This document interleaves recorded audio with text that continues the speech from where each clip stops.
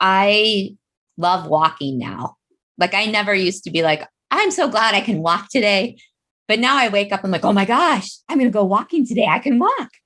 And like, it's so nice to be able to breathe and get oxygen. And it's like all these things that, I mean, there were times when like lifting up a spoon was too heavy for me. And like the repetitive movement of doing that would burn my muscles, like when I was doing ski races, which is ridiculous. But, there are just so many small things. Like every day when I have a good day, I try to live it out to the fullest. I don't, it's hard because I still run my company and I still have to work, but I try to make sure like on my good days that I get to go out and do something that fills my cup. Like I get to go out and go gardening or walking or go get, take a drive in the car, like really crazy stuff. Hello, visionaries, creators, innovators, entrepreneurs, and leaders of all types. Hi, my name is John Miles, and I wanted to welcome you to this episode of the Passion Struck podcast, where it is my job to interview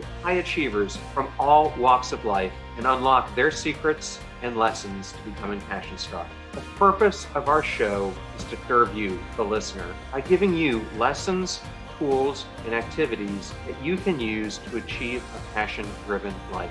Now, let the journey begin. Welcome to the Passion Struck podcast and episode 40.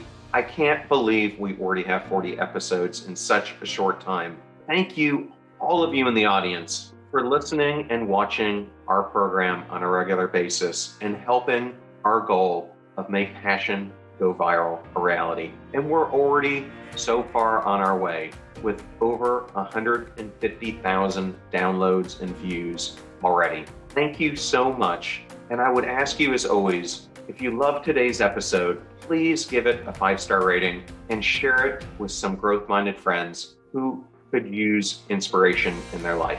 I'll start today's episode with a quote from motivational speaker John Shipp. In this quote, he says, "You either grow bitter or you get better. It's that simple. You either take what has been dealt you and allow it to make you a better person, or you allow it to tear you down. The choice does not belong to fate, it belongs to you." What an amazing and powerful quote, and what a great lead in to our guest, Steph Lee, who is leading such an adventurous and fulfilled life. And then out of nowhere, everything for her changed. And we're gonna go through that change and the drastic impact it had on her life. But through that hand that was dealt her, she has come out so much stronger and more powerful in her conviction to help others and to change the world. We're going to go through her complete journey, what she's doing now, and how she inspires others through what she has been through. Now, let me tell you a little bit more about Steph Lee. Steph is the founder of Host Agency Reviews, a website that connects over 70,000 travel advisors a month to travel industry resources. Host Agency Reviews helps people looking to join the travel industry and provides them a roadmap to successfully start and grow travel agencies. Prior to starting this company, Steph was a director at a $50 million travel agency where she developed a deep appreciation for the specific challenges that independent advisors face when they too are starting an agency. And thus, her company was born to address those challenges and to help usher in a new era of travel advisors who get their start with host agencies. Described as the Match.com or Yelp for travel agents looking for larger travel agency to align with, HAR's resources also include popular travel events, calendar, podcast, in-depth blog, and more. You should go check it out, and I'll put it in the show notes. In her free time, you can usually find Steph gardening, mediating, exploring with her 2 adorable pups, or eating warm, delicious chocolate chip cookies. I am so excited to introduce you to Steph, and now let's become passion struck.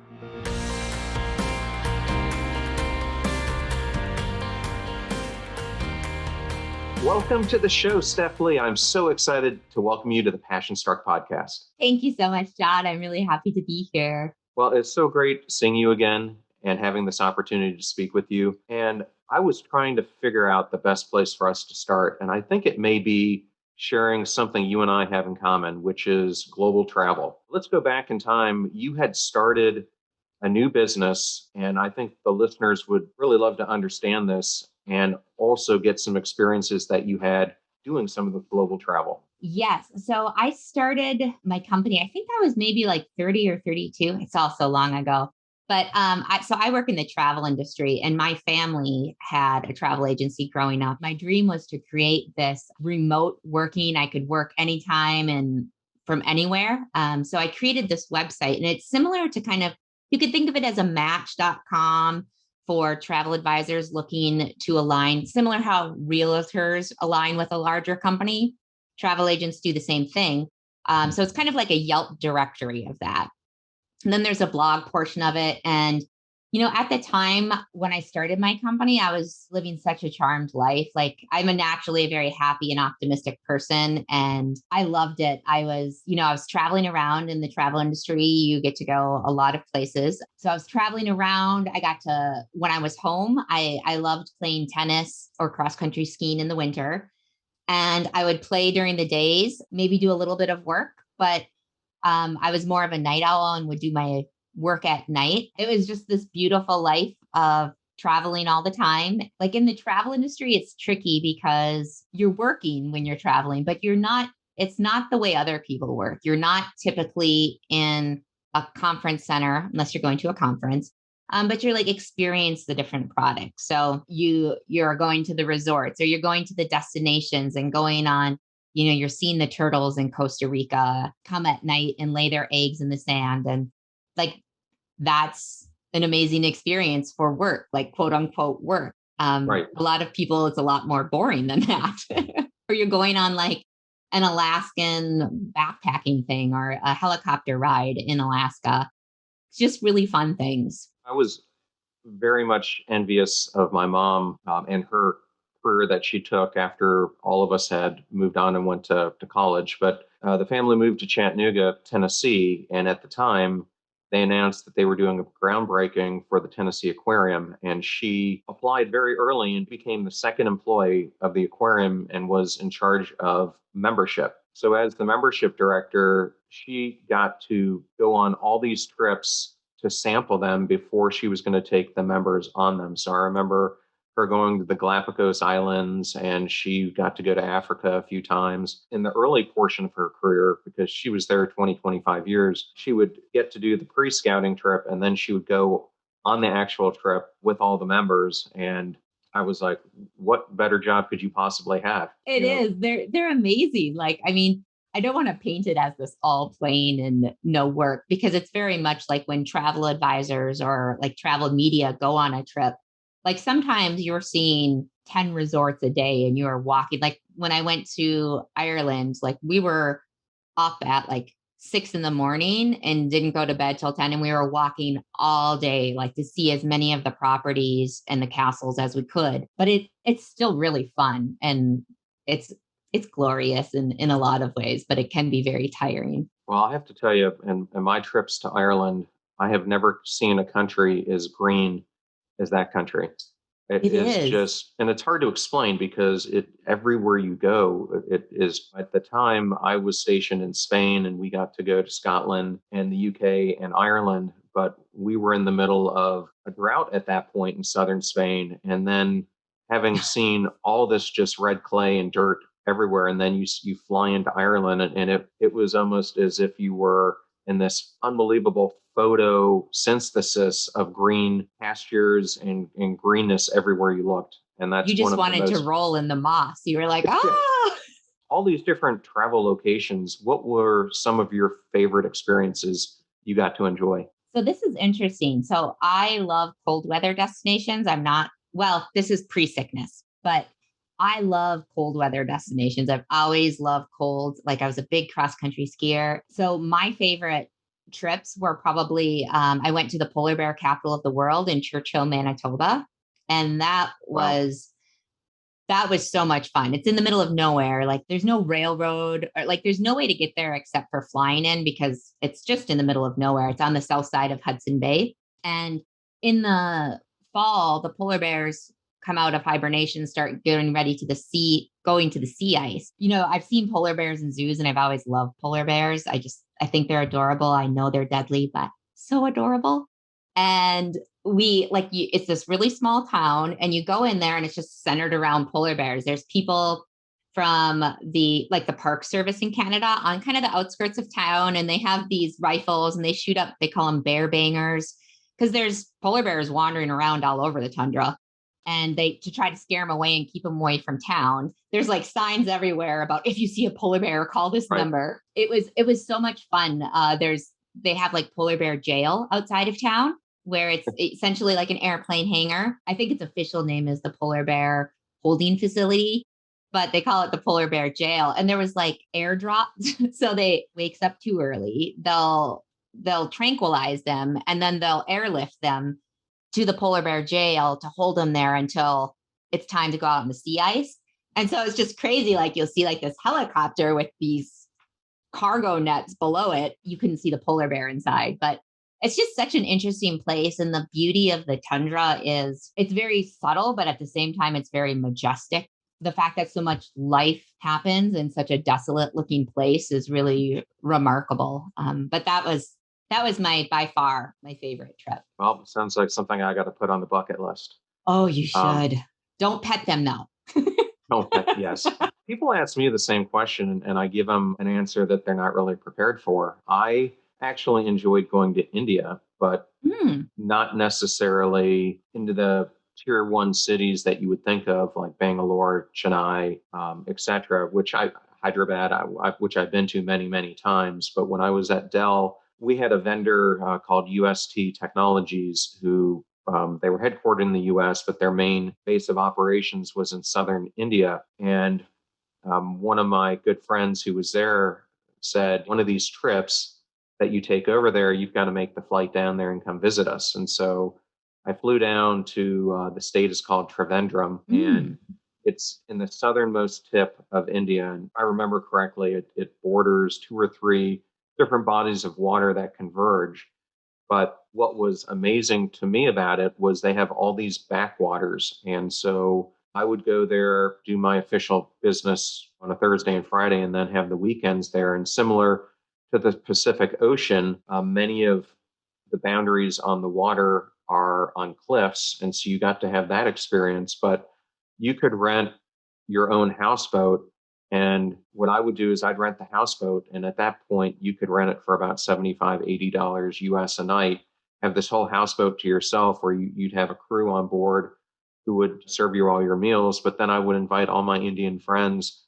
And for the weekend, we would just cruise all around the backwaters. And it was a great experience. So at Dell, we would make all these around the world trips. And so you'd have multiple stopping points. And as I was going between Europe, my time in India, and then to Malaysia, Singapore, I started always going to Trivandrum because it was such a relaxing and beautiful place. Yeah, because I mean, there is the difference between the business work and the relaxing, going off and you're actually getting to connect with the locals and going at your own pace. Yes, as we talked before the show, I think that's one of the things people see is you get to do all this travel. And yours and mine were a little bit different because when you're doing professional travel, I was always so jet lagged because you're immediately getting off the plane and then having to go into work. So oftentimes you don't get to enjoy it the same way, but I really did take the opportunities to enjoy that part of India. So you're having this great career, this absolute career that you wanted and had built for yourself, and then something happened. Can you kind of walk the listeners and watchers through that? Yes. So as you've probably gathered from my story that I've told so far is that, I was a very motivated, my career was the site was taking off. I had already won a bunch of awards in the industry, was very well known. And I was a very driven and very active. Oftentimes I was told I had more energy than anyone they've ever met. And then I'd just gotten back from a trip from Costa Rica. And I started my cross country ski. I was on a women's club team. Our training season was starting. And I was I'd gone to some practices and I wasn't feeling well. Like running was really hard and the fatigue was just kind of different than normal. And I'd had like some aches in my joints, which I thought was just, getting older at whatever, 32. Little did I know there was a lot worse to come. And then like I started having a lot of like, I couldn't sleep, like could not sleep for 3 days. And I finally went to the doctor because I don't know how to describe it, but there's something neurological. Like I was so exhausted, my body, but neurologically, I felt super fired up and just felt really off. So I went to the doctor and she gave me some sleeping pills so I could sleep. And then that weekend, like my legs went numb, like from my waist down. Wow.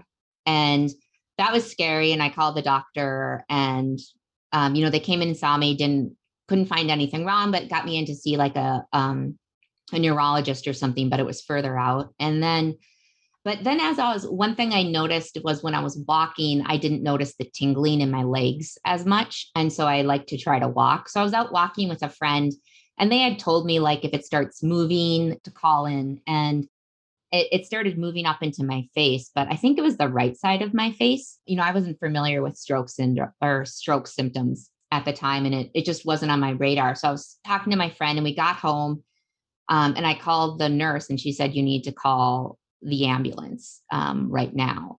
And so I got kind of hysterical because I was like, I was just so healthy before that. And we called the paramedics and they came up and they did some tests. And there was one where they have you put your arms out and hold them out and close your eyes. And so I closed my eyes and all I remember was opening my eyes and my right arm had fallen and I didn't know it.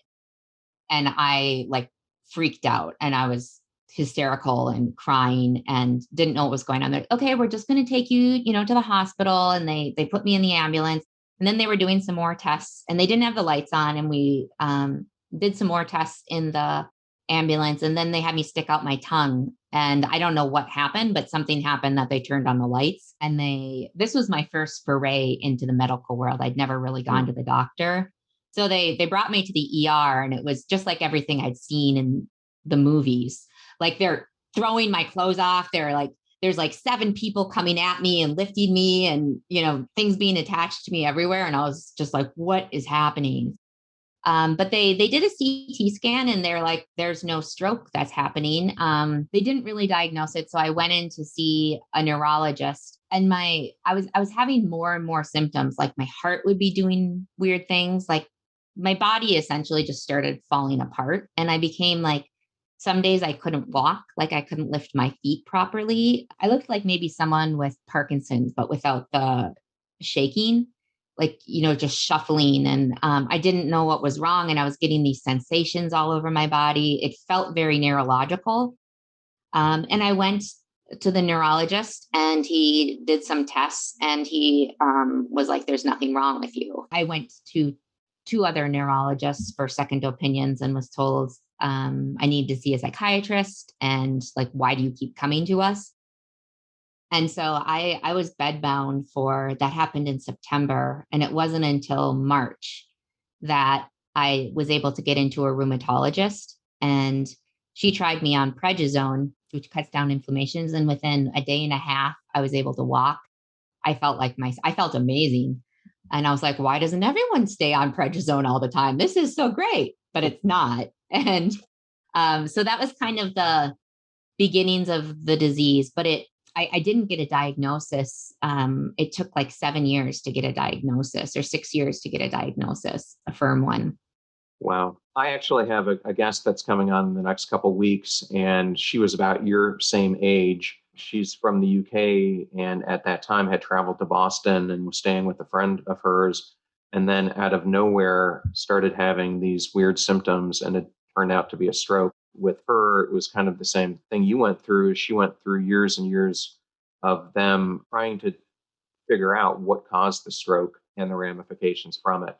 So how much different after that event and over the next 7 years did your life become from what it was before? 180-degree difference. Like I didn't travel for years. I actually was just on medical leave from the site for my first 2 years. Like in rheumatology, the treatments It's not like when you get an antibiotic and, a week later you're feeling fine. It's like, well, let's try this medicine. It takes 4 months to work.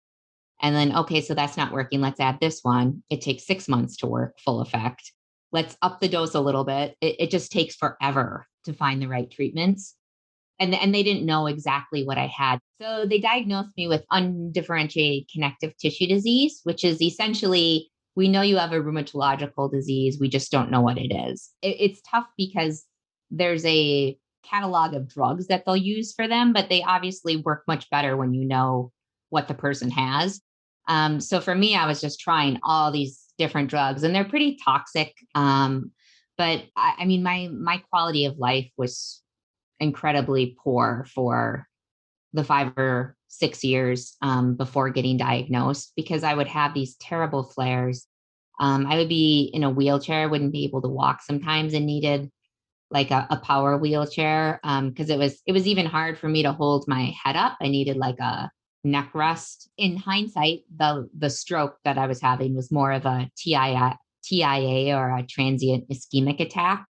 Okay. Which means the blood is just cut off for a little bit, but doesn't do any lasting damage. But through the years, I would have a lot of brain fog and different problems because blood wasn't getting to my brain or different body parts. And so I wouldn't, there was no way I could work. Like sometimes I couldn't even talk well. Like I couldn't find I used to be a writer. That's what my site was. Like I was a prolific writer. I wrote a lot for the blog and was an educator, but I couldn't even think. But in many ways, I was very lucky because I'd started this site, and my goal was when it got off and running, I would be able to travel and do whatever I wanted. But instead, I ended up being homesick. But I would still had this income coming in. Like my traffic on my site stayed the same or grew during that time, and my advertiser stayed on. So I had that going for me. But it was a challenging time, and a lot because they didn't know what I had and the drugs weren't working well. I would flare all the time, and my one of my really bad flares affected my lungs, and I couldn't breathe, I couldn't talk, I couldn't get out of bed. It was scary. That was the first time I literally felt like I was dying. They didn't know what it was. They did a CT scan on my lungs, and there was some, they're called ground glass opacities. And they actually, like with COVID patients, they'll get ground glass opacities in their lungs. They called me one day and said, you have, what was it? Interstitial lung disease, which like when you Google it, it's like, it's like essentially you're not going to be able to breathe and die. And I was just like crying. I was so upset.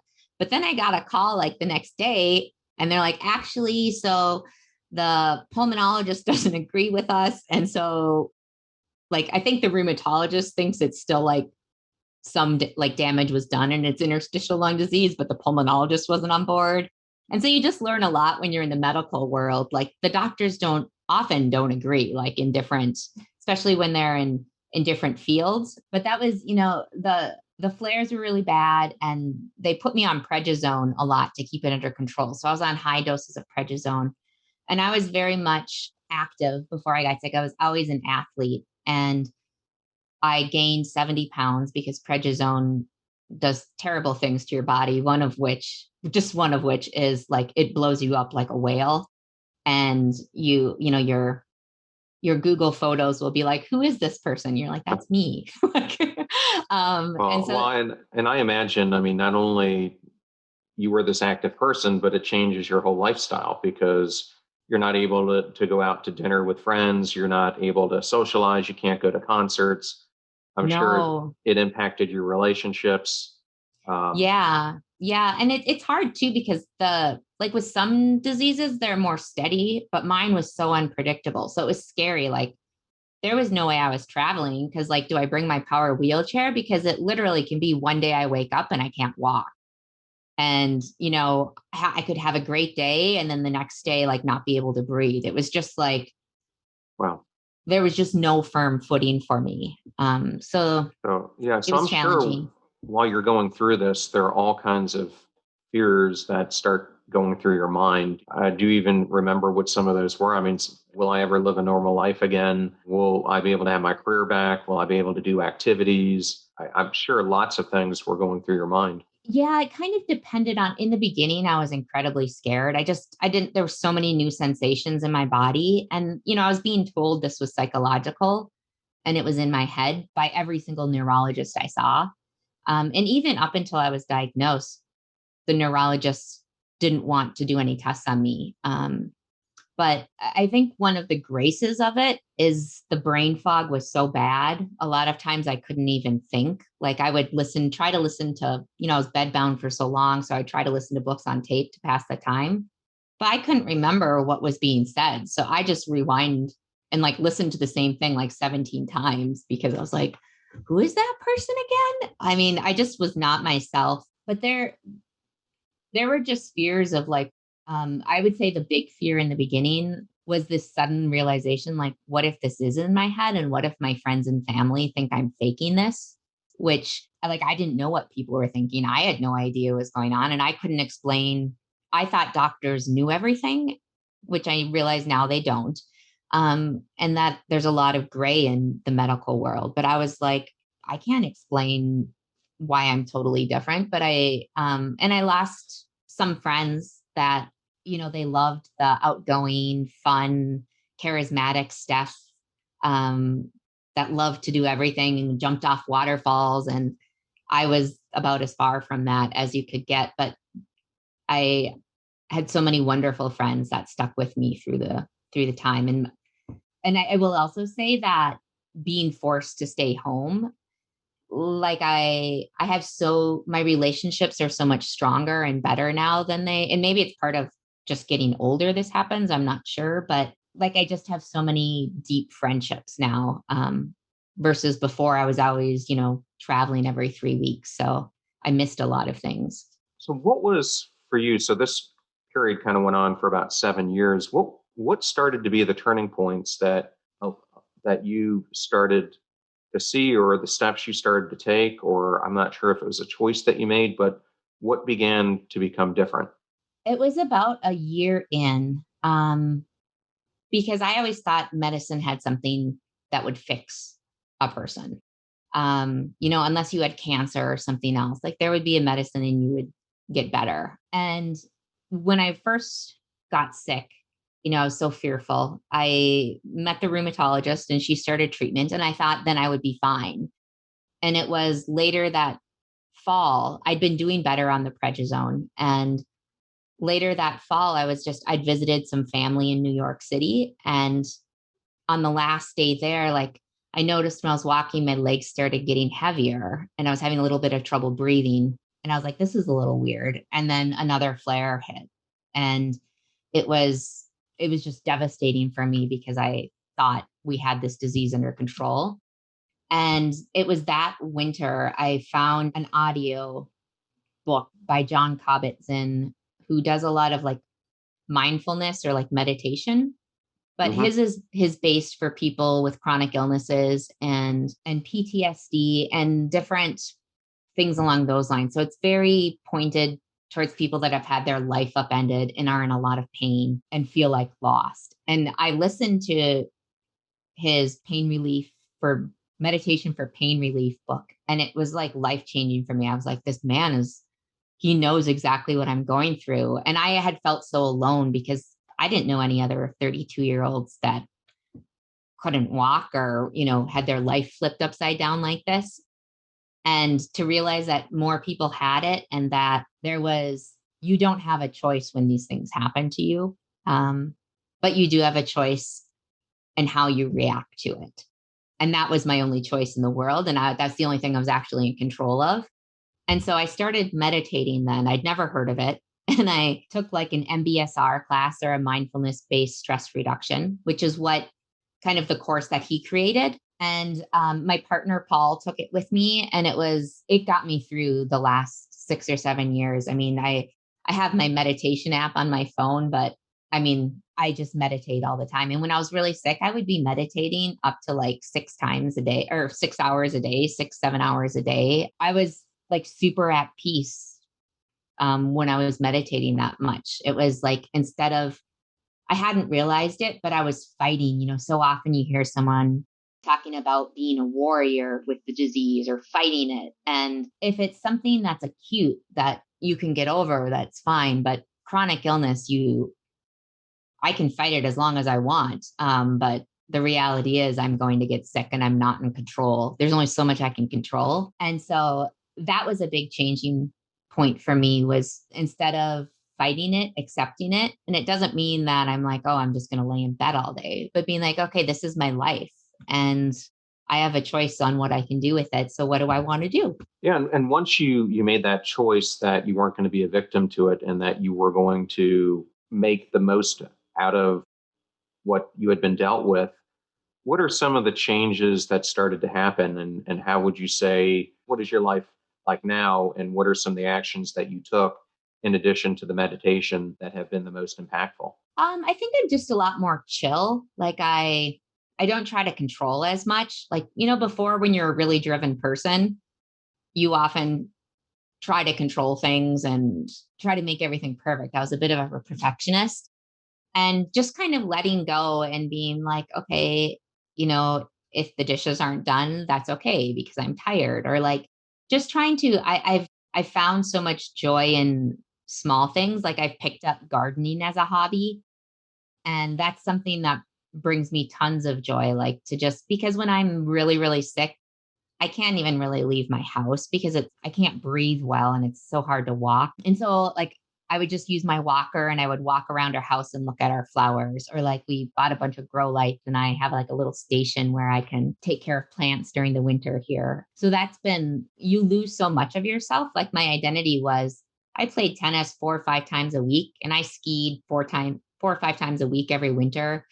I was always out in the snow. I love snowshoeing, going on the lakes, sledding. I mean, I lost everything I loved. And yeah, so finding new hobbies and building deeper connections with my friends, and even with work, it's been great for my business in terms of, like, my stress is never high. It used to be really high with the business. I'd be like, oh my God, I sent out a newsletter and I made a mistake, or like, this needs to get done right away. And it's like, I just have a lot bigger picture of things. And I'm like, okay, the newsletter went out. There's nothing I can really do. So, you know, I'll learn for next time. Or even with my employees, like, being a lot more chill. And like, one of the things is, for my employees, I want what I have for them in terms of like a work-life balance. Like, I don't think, as their boss and as the company owner, that I want a culture where people are, working evenings and weekends and feeling like they have to get things done. Or like,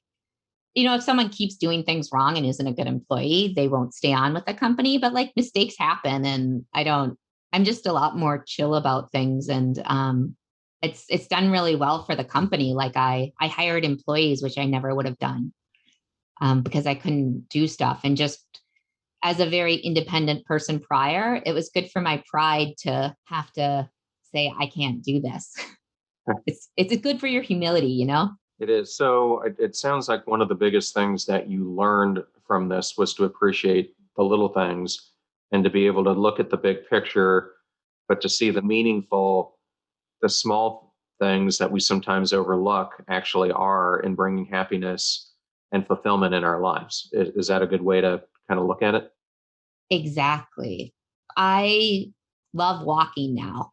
Like, I never used to be like, I'm so glad I can walk today. But now I wake up and like, oh my gosh, I'm going to go walking today. I can walk. And like, it's so nice to be able to breathe and get oxygen. And it's like all these things that, I mean, there were times when like lifting up a spoon was too heavy for me. And like, the repetitive movement of doing that would burn my muscles, like when I was doing ski races, which is ridiculous. But, there are just so many small things. Like, every day when I have a good day, I try to live it out to the fullest. I don't, it's hard because I still run my company and I still have to work, but I try to make sure, like, on my good days, that I get to go out and do something that fills my cup. Like, I get to go out and go gardening or walking, or go get, take a drive in the car, like really crazy stuff.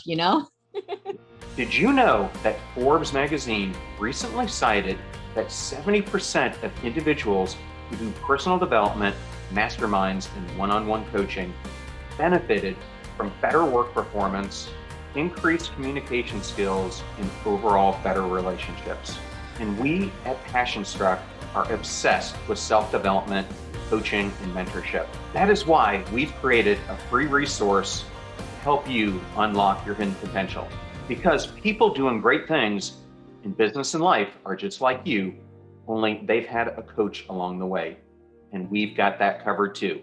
Let us show you the systems and frameworks that we teach growth-minded individuals to help them step into their sharp edges, execute on their passion journeys, and get predictable results time and time again. Go to passionstruck.com/coaching right now and let's get igniting. I have had the opportunity to talk to a number of astronauts, and in fact, a podcast episode coming up on a gentleman named Chris Cassidy. But almost to an astronaut, one of the things that they say is when they get up there and they see the Earth from that differing perspective, it really, for them, puts in place how they fit kind of in the universe and how insignificant we really are in the bigger picture. And I remember him telling me this story where, he's buzzing over New York City on the space station. He's looking down and he's just imagining all these people who are in their cars upset about the traffic and everything else, and how really meaningless that is in the bigger picture. So I think that perspective and the one you gained are very similar ones. Mm-hmm.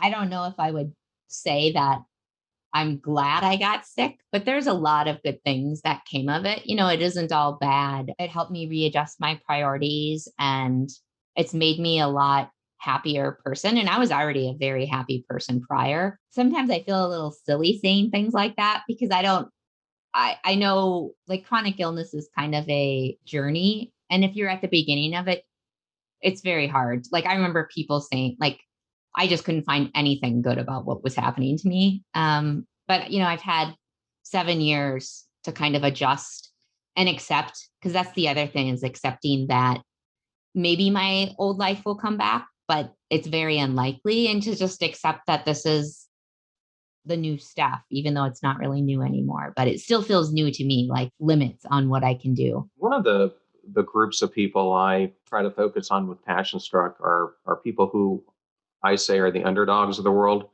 And it doesn't mean that you're not successful. It doesn't mean that you can't be successful. It means at whatever state they are, they have an internal condition where they're treating themselves as if they're an underdog. And it could be they're bored with what they are doing. It could be they've had a trauma, and so they feel battered in their life. It could be they feel broken because of all the stress that's on them. If there was a tip that you would give, maybe they haven't gone through the hardship that you have because of a physical illness, but they're still going through hardship.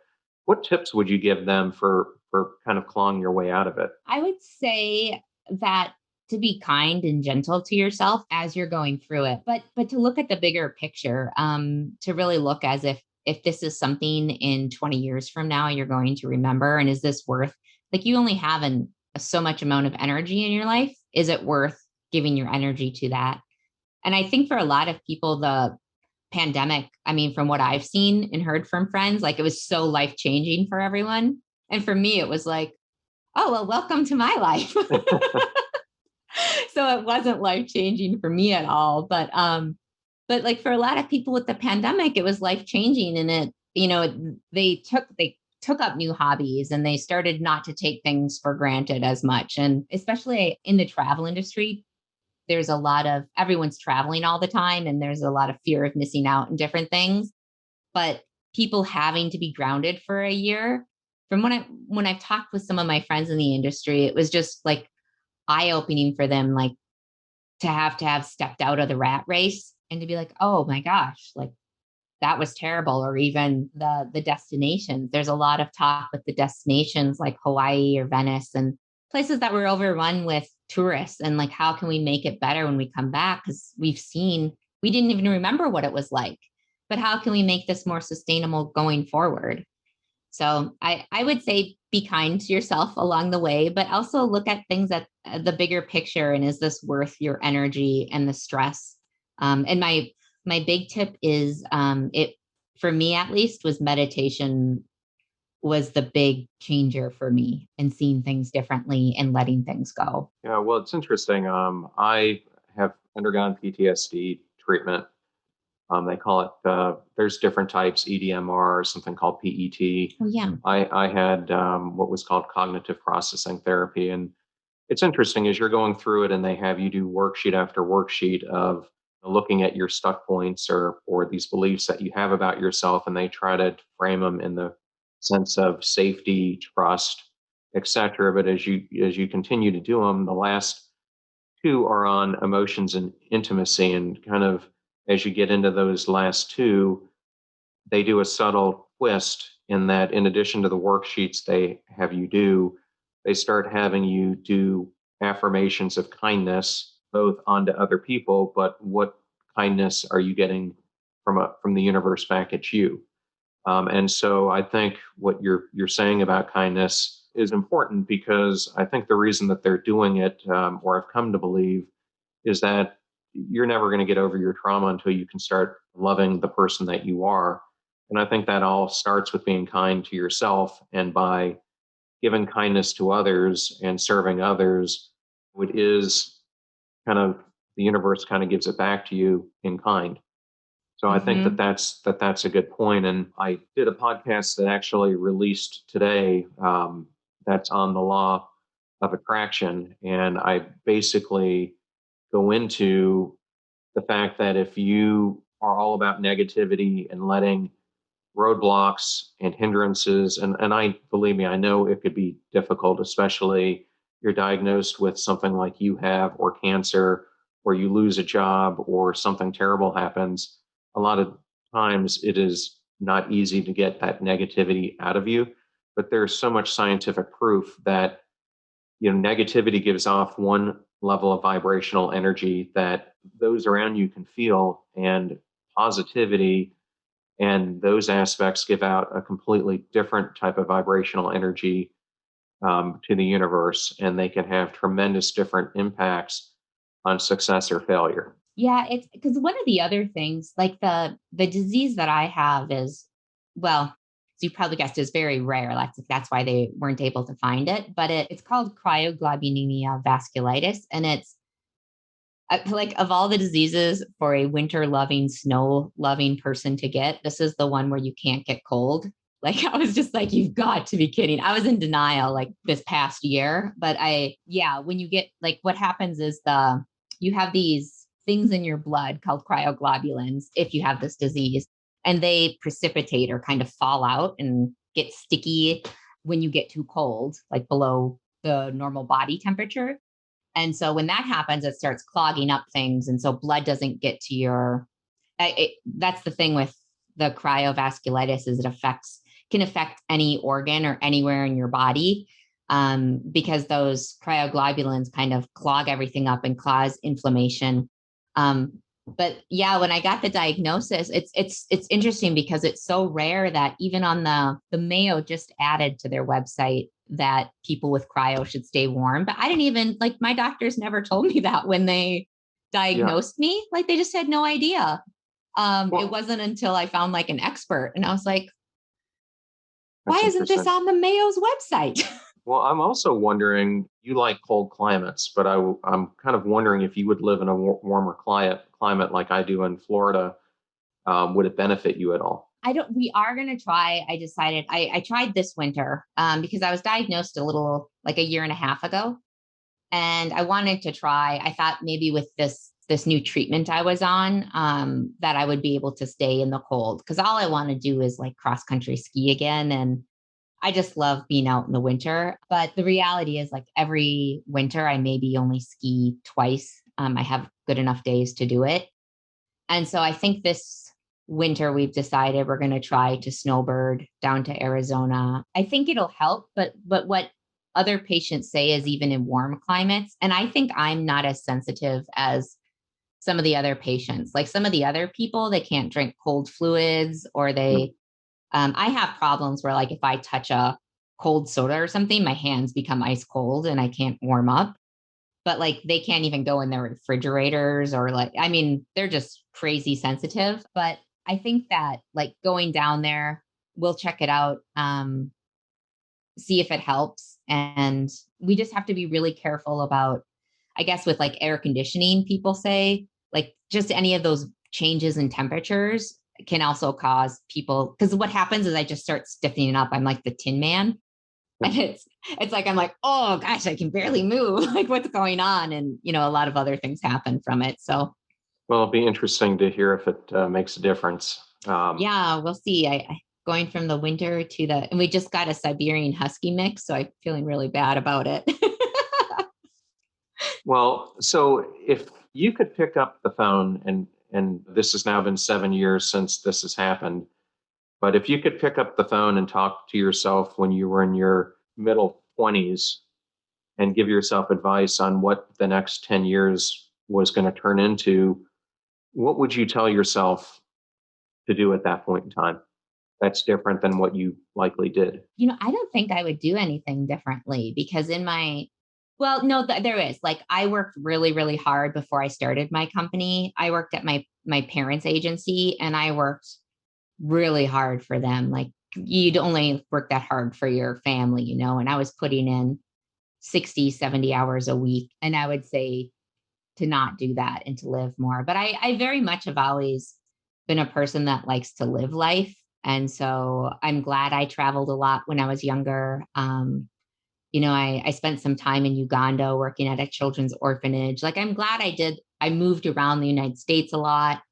I'm glad I did all of that, because, a lot of people will wait until they're going to retire, but there's no guarantee your body's going to work or that you're even going to make it that long. And so I'm really glad I did a lot of things in my 20s. So I would say like my advice to myself would be like, do a lot of fun things and do what you want. Because in 10 years, you are going to have a lot more restrictions on your life and Right. what you can do. Well said. So, as you are now looking at the future and where you want to go and how you want to live it, what relationships do you think for you have been the most meaningful in helping you get to where you are now and that you value the most going forward? And I'm not talking with like an individual, but are there certain people or influences in your life that you think have given you the most support? My friends and family have meant a lot to me through this. Prior to getting sick, I was very well connected within the travel industry, and we would all see each other when we're traveling for work. It was very eye opening for me that when I got sick, like who was there was not my travel industry friends, which is totally okay, because I get it. They're all still in that world, and I'm not. But it was very eye opening for me that I was like putting a lot of energy into those relationships, but none of them were really there when I got sick. It was all my friends and family that helped me through it. So Okay. And if there was $1 million skill that an entrepreneur should have to be successful, what would you say that is? being adaptable, I think, is, because all the other skills you can hire someone to help you through it, but like being adaptable and being able to think on your feet and being able to switch, like you're going one way and suddenly you're realizing that's not working. I need to do something differently, and being flexible enough to try something new. I think that's what makes a successful entrepreneur. Yeah, and I think that's a good point because through much of my career, there's been so much attention put on EQ, the emotional quotient, emotional intelligence. And I know for myself, I've always valued the adaptive quotient AQ more because, especially as we're in this all digital future, digital age, fourth industrial revolution, where so much of the world around us is changing. I read a statistic as I was studying fourth industrial revolution that in the next 10 to 15 years, it was a crazy figure, like 700 to 800 million jobs are going to change globally. So if Mm. you're not starting to look at how you can adapt and becoming a constant learner and picking up new skills and understanding when to start repositioning yourself or reinventing yourself, people are going to have huge issues as this tidal wave of change starts growing in mass and growing in power as these changes start taking effect. And we're starting to see a tiny bit of it now with robotics, et cetera. But as we get into more artificial intelligence, AR, VR, and those things start combining and multiplying, the world is going to be a much different place a decade from now than it is today. And Yeah. so I talk to a lot of my clients, especially the younger ones, about I know I made the mistake that I tended to live my life as if I was on a stool that had one big support in it. And when that support is going well, it's great because all things are going well in your life, probably like you saw in your career. But I now try to coach people to look at their life as a stool that has four legs and that you need to start diversifying different aspects of your life and having different revenue streams because you never know when that main stool could collapse right underneath you. And I think that's what is happening to so many people. And then when you're stuck trying to reinvent yourself, it becomes that much more difficult as as opposed to kind of broadening yourself out. hmm And and I think you brought up another very good thing earlier on in that I made the mistake you did. You were doing it for your family. I was doing it for these employers where I was working 60-hour weeks would have been the bare minimum. There were times at Lowe's and Dell, et cetera, where I was working 100-hour weeks. Mm. And as I look back, one of the biggest things I tell myself and tell my son is make sure as you're living your life that you're not working to make other people's dreams come true instead of making your own. And sometimes we spend so much time working that we don't spend enough time, as you rightly pointed out, taking breaks from it and gaining different perspectives that allow you to approach it in a more strategic or different pattern. Because I find we get in these loops where we're spending our time on all this minutia, and I call it, you end up getting played by the pinball machine instead of playing the pinball machine and winning. And too many hmm people end up doing that. And I think one of the most important lessons I've heard you say is you learn to play the game of pinball instead of letting it play you through this experience, which is an important one for all the listeners to hear. And I actually love pinball, John. So yes, that's perfect. I do too. And I think the creators of the game, to me, it's one of the things that I found the closest to life because the way they create it, they build all these things in to give you noise, light, disruptions. And the key to it is trying to parse all of that out and really focusing on how do you win the Yeah. game. Yeah, Um, I grew up with a pinball machine. We had the Twilight Zone in our basement, so I played it all the time. And then we got the Adams family, my parents did, and I spent many an hours on the pinball games. well, everything from the way that you launch the ball to the path that you deliberately take. I mean, everything has a Yeah, purpose and you're trying to unlock certain things so that you can get to the hidden gems of the game that aren't exposed to you until you really start understanding its mechanics. it's a lot deeper than like when you just go and like play and try to hit it around and not have it go down. But it's even fun too, like with my parents' games, because there's a pinball place a couple blocks from us too. But it's not fun to play there because number one, you have to pay for it. But Hey, number two, it's like at my parents' house, it's fun because my dad works on the machines and like when you lift it up underneath and see the intricacies, like it's just mind-boggling what goes on in there.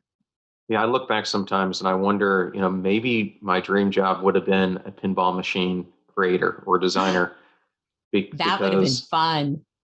I've watched some videos on it and just how they go about it, trying to build out the schemes and how everything is going to work is quite fascinating. And a lot of the techniques they use aren't much different from when the game was invented. Yeah. That's what's neat is it's so complicated. And you think that, these are like 40-year-old machines or whatever, the Twilight Zone.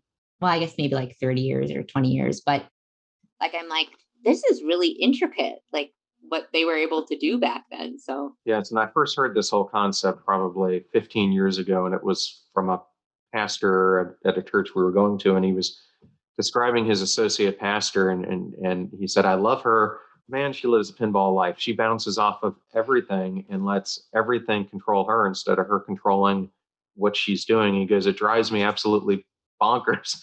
And That's pinball life. I like that. no, I mean, you see a ton of people living that way. And I'm sure there are times in my life where I've seen myself live that way. But the important thing is to realize it and then do something about it. Hmm. Um, well, I wanted to give you an opportunity if the listeners or watchers wanted to learn more about you or get a hold of you, what are some good ways for them to do so? Well, you can always send an email. It's Stephanie, Stephanie, at hostagencyreviews.com, my website. Otherwise, I'm on a lot of social channels as I am Steph Lee, IAM, and then STEPHLY. Pretty much all the main channels on there. So any of those, I'm always happy to chat with people or connect. It's one of my favorite things in life is hearing other people's stories, and I just find people very fascinating. Okay. And I'd like to end with a quick rapid round of questions. It's one All of right. the listeners' favorite parts. So I'm gonna start with the softball and then we'll go from there. All right. We'll So, see. I'm not very good with rapid, but let's go. well, you talked about all the places that you traveled. If there's one place you haven't been that you could go to, where would it be? So I really want to go see some more polar bears. And I was reading something on the Arctic. I want to go see polar bears and the narwhals there's an island up in the Arctic. I can't remember the name of it, but that's my dream now. Okay. And if there was a person you could meet who you haven't met before, either living or deceased, who would it be? The Dalai Lama. And why? Well, I saw him. He's just really inspirational to me. I saw him speak once, and he was in this huge auditorium, like we were really far from him, but his presence was so strong. I felt it, and he was like you'd think someone that was like a Buddhist monk would be so serious, and he just laughed and smiled, and he had such a great time. Like I don't know. I've never met anyone else that had such a strong presence. And I would just like to meet with him and chat with him and hug him. Okay. Is there an experience you've had in your life that has shifted it in a positive way? Yes. When I was 17, my boyfriend in high school ended up passing away in a car accident, in a motorcycle accident. And that was really traumatic for me. But that was the first time like grieving. It was very hard, but coming out of it and seeing that even with bad things, there can be good things that come out, like good things that can come out of bad situations. Okay. And you and I have spent a lot of time on the other side of dealing with medical professionals. If there was a medical professional who's listening to this, what word of advice would you give them about how they treat their patients? I would say to remember that you're not different from your patients, like the patient that you're seeing, like to have compassion, because if it's someone that's really sick, what you're seeing isn't who they really are, like underneath. Yeah, I would say to be compassionate and treat them like you would treat a friend or family. Okay. And last question, being a cross country skier, if there was one place that you could cross country ski, where would it be? Well, it's not very far. I actually really want to do the Berkey, which is the biggest ski race in the United States. It's in Wisconsin. And I was going to be doing it and training for it the year I got sick. And so I'd really like to be able to do that race. Okay, great. Well, Steph, thank you so much for coming on to the show and sharing so much about your life and being vulnerable about sharing and giving the lessons that you have to our listeners. I truly appreciate it. Thank you so much for having me, John. It's been a blast. I hope you enjoyed that interview with Steph Lee as much as I did and learned so many lessons from it. And over the next couple weeks, I've got some amazing interviews that you are going to love, including one with world explorer Victoria Humphreys, who is now on a mission as she's turning 50 to take on 50 items in her bucket list and get them done in the next 2 to 3 years. Such an inspiring episode. And along with that, we also ironically had on Trav Bell from Australia, who is known worldwide as the bucket list guy. who is going to talk about not only how do you create a bucket list, but how do you live that bucket list. And then I am starting a series that was inspired by my long-term friend, Jay Skabinski, and he asked me to do it on ego and humility. So you'll have a number of episodes coming up on that as well. And as always, thank you so much for tuning in to the Passion Struck podcast. If you loved today's episode, it would mean so much to the show if you could give it a 5-star rating, review the show if you haven't done it already, and please share it with some of your growth-minded friends who could use this dose of inspiration and positivity in their life. Remember, make a choice, work hard, step into your sharp edges, and become passion struck. Thank you so much for joining us. The purpose of our show is to make passion go viral. And we do that by sharing with you the knowledge and skills that you need to unlock your hidden potential. If you want to hear more, please subscribe to the Passion Struck podcast on Spotify, iTunes, Stitcher, or wherever you listen to your podcasts at. And if you absolutely love this episode, we'd appreciate a 5-star rating on iTunes and you sharing it with 3 of your most growth-minded friends so they can post it as well to their social accounts and help us grow our Passion Struck community. If you'd like to learn more about the show and our mission, you can go to passionstruck.com where you can sign up for our newsletter, look at our tools, and also download the show notes for today's episode. Additionally, you can listen to us every Tuesday and Friday for even more inspiring content. And remember, make a choice, work hard, and step into your sharp edges. Thank you again for joining us.